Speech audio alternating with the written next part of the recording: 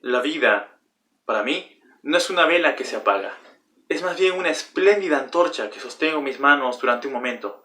Y quiero que arda con la máxima claridad posible antes de entregarla a las futuras generaciones. George Bernard Shaw, dramaturgo y polemista irlandés, se convirtió en la primera persona en 1925 en conseguir un premio Nobel de literatura. El señor Shaw, a través de esta frase, dio a entender a sus lectores que la vida no es un aspecto estático, sino que este es un asunto dinámico que se lega de persona a persona a través de los años y a través de las generaciones. La vida no se detiene con el latido del corazón de algún individuo, no, para nada, sino que esta es fluida y constante en la medida que nos relacionemos de la mejor manera, nos comprendamos y estemos dispuestos a educar a aquellos que vienen adelante de nosotros.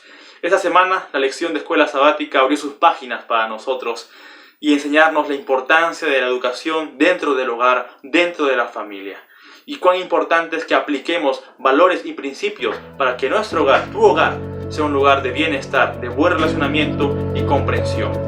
Bienvenidos al bosquejo de la lección de escuela sabática.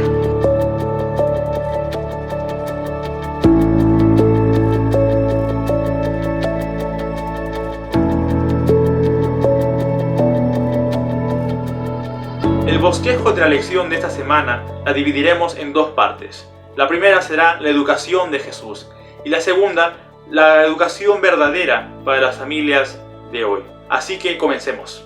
La educación de Jesús es un aspecto poco encontrado en las Sagradas Escrituras.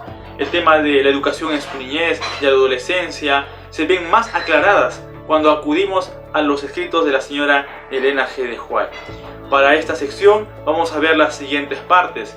Número 1, la educación por los escritos. En el libro de Deuteronomio 6, 2 y 7 encontramos la siguiente cita: para que temas a Jehová tu Dios, guardando todos sus estatutos y sus mandamientos que yo te mando, tú, tu hijo y el hijo de tu hijo, todos los días de tu vida, para que tus días sean prolongados. Y las repetirás a tus hijos y hablarás de ellas estando en tu casa y andando por el camino, y al acostarte y cuando te levantes. Aquí hay una orden importante y es la de instruir, la de exhortar, la de corregir, la de educar. ¿Y con qué tendrían que educar? Con los mandatos, con las instrucciones, con los escritos, que bueno, más adelante serían plasmados en escritos, y el Señor Jesús para su entonces ya tendría estos rollos o estos escritos, lo que hoy podríamos conocer como el Antiguo Testamento. Fue así como Jesús y varias personas de aquel entonces eran instruidas y guiadas a través de la palabra de Dios.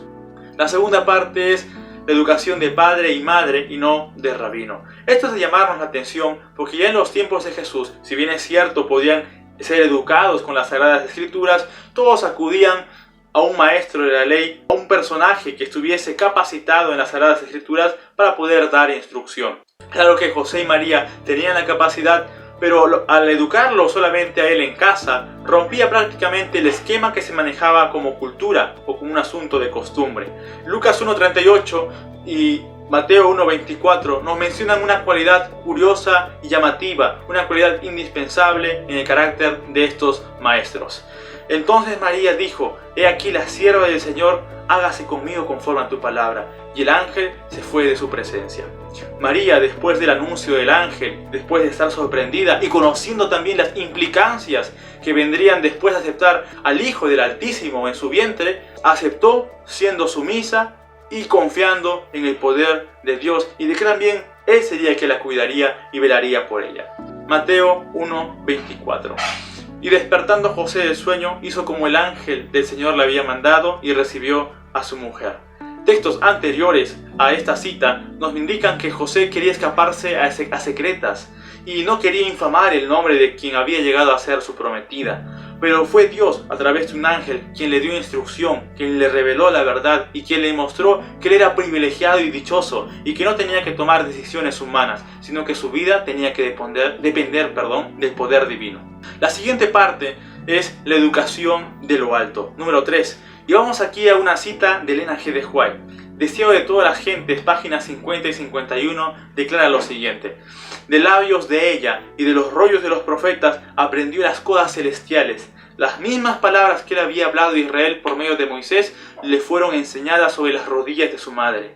Y al pasar de la niñez a la juventud, no frecuentó las escuelas de los rabinos, no necesitaba la instrucción que podía obtenerse de tales fuentes porque Dios era su instructor. Elena G. de White resalta aquí algo maravilloso y sorprendente. El mismo Dios que enseñó, el mismo Dios que instruyó, el mismo Dios que ordenó a Moisés, ahora tenía que aprender en las rodillas, en la falda de su madre, todo lo que estaba escrito y lo que se le había ordenado a Moisés. Eso es fascinante, porque lo primero que podemos comprender aquí es que Él dejó todo lo que estaba en la gloria, en el cielo, para hacerse hombre, también darnos ejemplo de cómo instruirse, de cómo capacitarse, de cómo acrecentarse y desarrollarse como un ser humano resaltante, un ser humano fiel y verdadero para el Señor. Así que de ese modo, él tenía una educación superior, una educación que provenía de lo alto. Al final, Elena G. de White resaltaría que no necesitaba instrucción de parte de fuentes como los rabinos o maestros de la ley, porque que velaba a través de su madre, que velaba a través de su padre José, era el mismo Dios. Dios era el que instruía a este muchacho. Cuarta y última parte, la educación integral. Vamos a nuestras Biblias en Lucas 2:52. Y allí veremos que Jesús crecía en sabiduría y en estatura, en gracia para con Dios y los hombres. Hoy por hoy los grandes centros educativos se inclinan a brindar una educación intelectual, una educación cognitiva, muchas veces también vinculada más al ámbito emocional para el buen trabajo en compañeros de grupo, cuando los estudiantes consigan la vida laboral. No obstante, vemos ya desde las Sagradas Escrituras que hace muchos años la educación que Jesús llegó a tener fue una educación completa, una educación holística, una educación integral. Y eso es el resultado de todo lo anterior, por depender de Dios, por obedecer su palabra y basarse en los escritos. La segunda parte es la educación para las familias de hoy. La primera parte que veremos aquí es la comunicación y la relación en la educación. ¿De qué sirve tener mucho conocimiento si uno no es capaz de poder darlo a conocer a otras personas? Es indispensable poder comunicar aquello que sabemos, tener tino, tener simpatía con las personas para poder hacer que ellas conozcan del bagaje que nosotros también hemos aprendido. Asimismo, a esto se suma la relación, la comprensión, la compañía que uno tiene que tener. Seguramente más de uno de nosotros recuerda algún docente, algún tutor, probablemente algún pastor, probablemente algún vecino que fue muy amable con usted, que se hizo amigo de usted y no lo recuerda meramente como alguien que le dejó alguna clase, alguien que lo dejó como una tarea. No, porque él se hizo su amigo, porque él se acercó más a usted, porque él dio un paso más adelante al vincularse y estrecharse en sus relaciones. Lo segundo, la educación con relaciones saludables. A través de la escritura nos encontramos con aportes que nos auxilian en nuestra mejor conducta para poder relacionarnos y comunicarnos mejor con nuestro prójimo o aquellos que nos rodean. Salmos 37:8 dice: deja la ira y desecha el enojo. No te excites en manera alguna a hacer lo malo. Nosotros no deberíamos envidiar a aquellos que consiguen las cosas por medio de la vileza, por medio de la maldad, por andanzas equivocadas. Aquí se nos invita a cada uno de nosotros a controlar nuestra ira, que nuestro enojo no esté sobre nuestra cabeza, sino que nosotros podamos domar el enojo.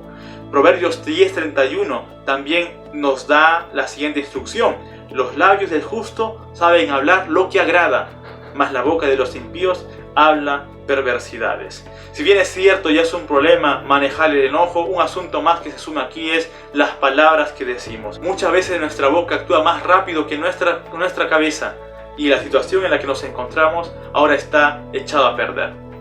Aquí la Biblia nos indica, nos insta, nos pide que podamos ser hábiles en domar nuestra lengua. Asimismo, una cita más se encuentra en Tito capítulo 3, versículo 1 y 2. Que a nadie difamen, que no sean pendencieros, sino amables, mostrando toda mansedumbre para con los hombres.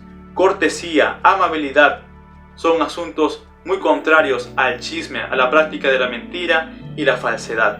La cortesía debe primar antes que el chisme. La amabilidad debe ser superior a nuestra capacidad de mentir.